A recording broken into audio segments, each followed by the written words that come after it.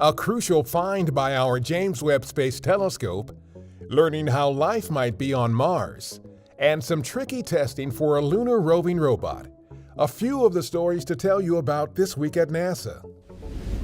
An international team of scientists has used our James Webb Space Telescope to detect a new carbon compound in space for the first time.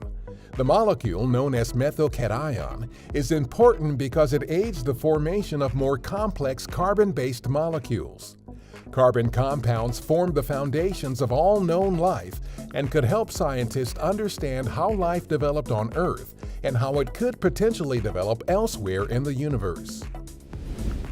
On June 25th, the first Crew Health and Performance Exploration Analog, or CHAPEA, simulated Mars surface mission got underway at our Johnson Space Center.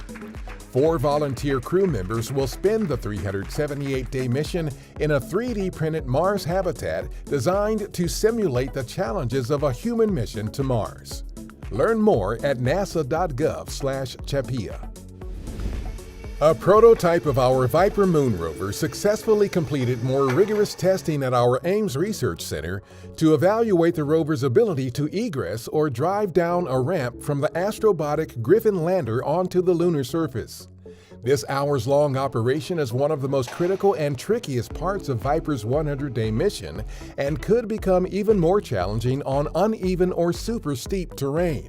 Viper is being built to search the moon's south pole for water ice that could possibly sustain human exploration on future Artemis missions to the lunar surface. On June 29th, a SpaceX Dragon cargo resupply spacecraft undocked from the International Space Station and headed back to Earth.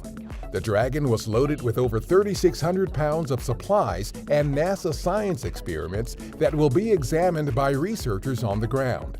This was SpaceX's 28th commercial resupply services mission to the space station for NASA. That's what's up this week at NASA.